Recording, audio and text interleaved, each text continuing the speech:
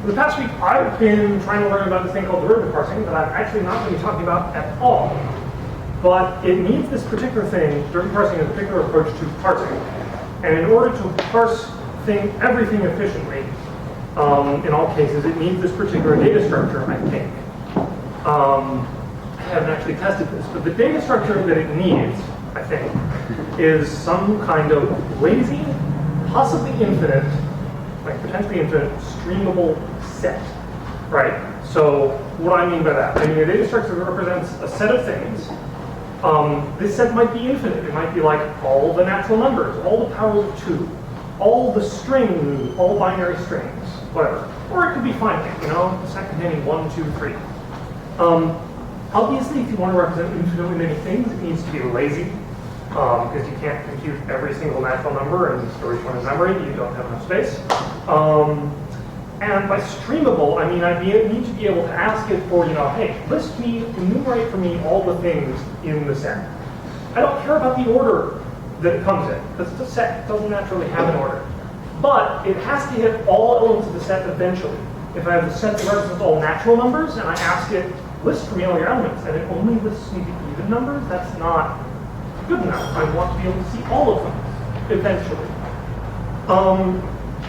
I also don't want to see any element more than once when I stream it, when I list it, because it's a set, doesn't have any duplicates. And I want it to be efficient. Even if I make a set containing, 10 billion things, getting the first thing out of it should be fast. Right? I may have a set containing infinitely many things. Okay, so I have implemented this data structure for something that I hope suffices.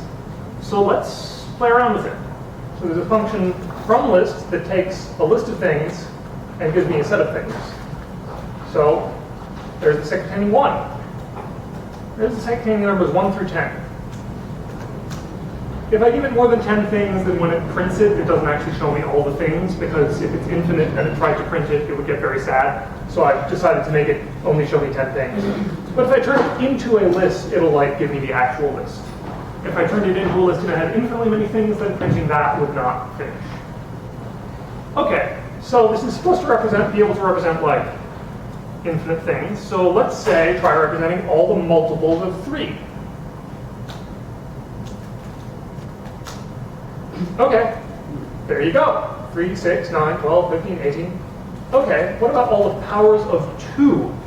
So now I'm going to enter some magic. Don't worry about how this works.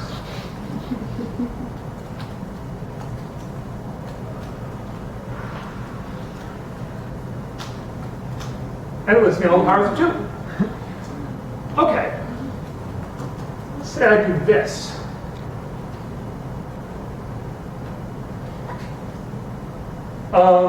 Okay, so I just took all the powers of 2 and multiplied each one by 3. All right, so that's the list of 3 times each power of 2. 3, 6, 12, 24, 48, 96, 110, right?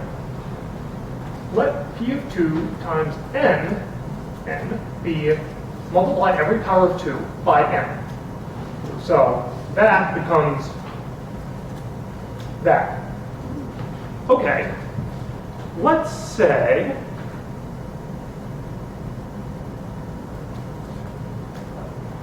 that I take the powers of 2 times n,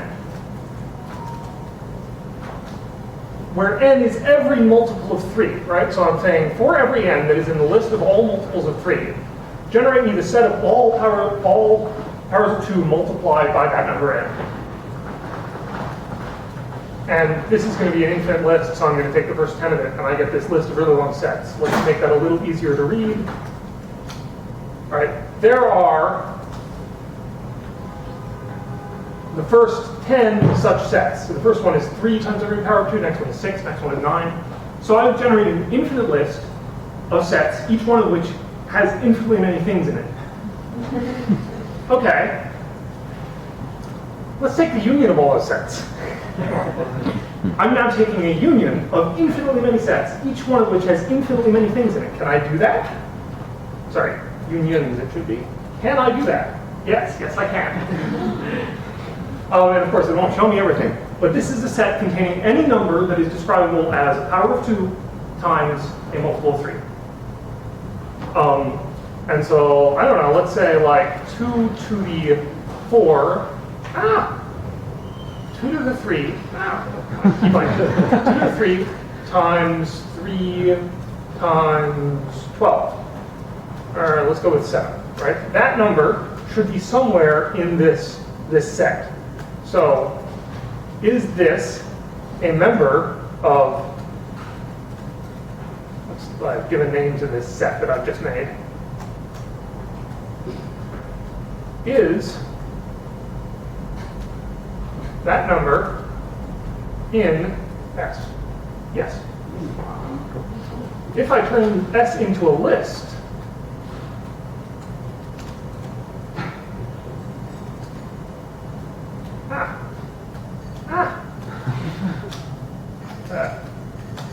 that tells me where in this list is this element. It asks, where in the list of all the powers of 2 times multiples of 3 is the number 2 to the 3rd times 3 times 7? And the answer is it's the 298th element of that infinite set. In the order that I happen to be listing it, which is not important. Okay, so how does this all work? Right? How do you represent a potentially infinite set? So the way I'm doing it is up here. A set is 2 lists, one of which allows duplicates and the other which does not allow duplicates. The first one isn't really important. Basically what's going on is I'm representing an infinite set as an infinite, possibly infinite list of all its elements with no duplicates. Right? So the list is not permitted to contain duplicates. And this makes listing it really easy, right? You just give the list that is secretly representing it under the hood. You just, here's my list of all elements. Okay, but how do I actually do useful operations on this? So I showed you that I had a function that turned a list into a set. And to do that, it has to deduplicate the list, right? And the list might be infinite. So how do I deduplicate an infinite list? And so what I'm using to do that is a little function called nub, which comes from the fact that nub means essence.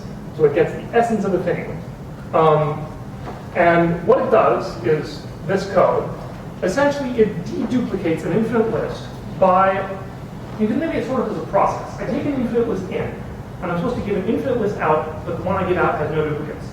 So I take an element, and I keep a set of elements I've seen so far. I take an element from the input list, put it into the set, and I check if it's in the set. If it's not in the set, I haven't seen it so far, then I send it out. I say, oh, I found a new thing, and then I put it into the set. Then I take another thing, and I check whether that's in the set. If it is in the set, then I've already seen it, and I don't need to output it. I've already output it already. So I just drop it. Right? I put it and drop it. Right? And so I keep taking things in and putting them in this finite set, a finite set of all the things I've seen so far. And every time I see a new element, if it is in the set of things I've seen so far, then I drop it. If it isn't, I output it. So I'm deduplicating an infinite list using a finite set. Which is kind of weird, but you can do it, and it works thanks to laziness. Because you've only ever seen finitely many things, right? Eventually the list is infinite, but at any point you've only ever seen finitely many things. So anyway, that's kind of cool. So that's how that works. And that's how from list works. And then of course the other really interesting function is how do I take the union of 2 infinite sets? And I do that using this function, union, and unions, which does this union of a list of things. But the way union works is, okay, so A and B, pretend this is 2 lists. Take A and B are sets, turn each of them into the list of their elements.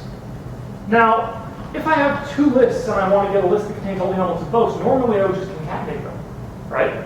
Easy enough. But if they're infinite, concatenation won't work, right? If I take the list of all even numbers and the list of all odd numbers and say concatenate them, I get the list of all even numbers, because I never get to the end of it. I never get to the odd numbers.